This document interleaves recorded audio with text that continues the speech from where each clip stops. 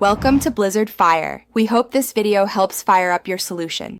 In this video, I will show you how to make fish fingers step by step.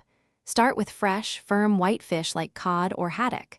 Cut your fish into uniform strips, about 1 inch wide and 3 inches long for even cooking. Next, set up your breading station with 3 shallow dishes, one for all-purpose flour, another for whisked egg wash, and the third for crispy breadcrumbs.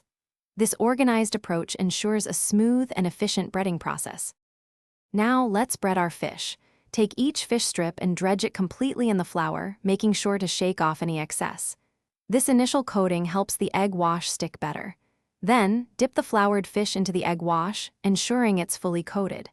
Finally, transfer it to the breadcrumbs, pressing gently to ensure a thick, even layer. Repeat this process for all your fish pieces. You have a couple of great options for cooking. If frying, heat about 1 inch of vegetable oil to 350 degrees Fahrenheit. Fry the fish fingers for 2 to 3 minutes per side until golden brown and crispy. For a lighter option, preheat your oven to 400 degrees Fahrenheit. Place the breaded fish on a baking sheet and bake for approximately 15 minutes, flipping halfway through.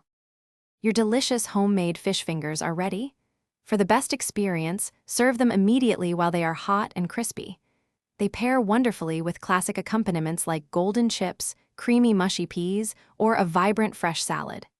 Don't forget to offer a selection of dipping sauces, perhaps a tangy tartar sauce, a sweet chili dip, or even simple ketchup, to complete this delightful meal. Thanks for watching. If you found this helpful, don't forget to like and subscribe.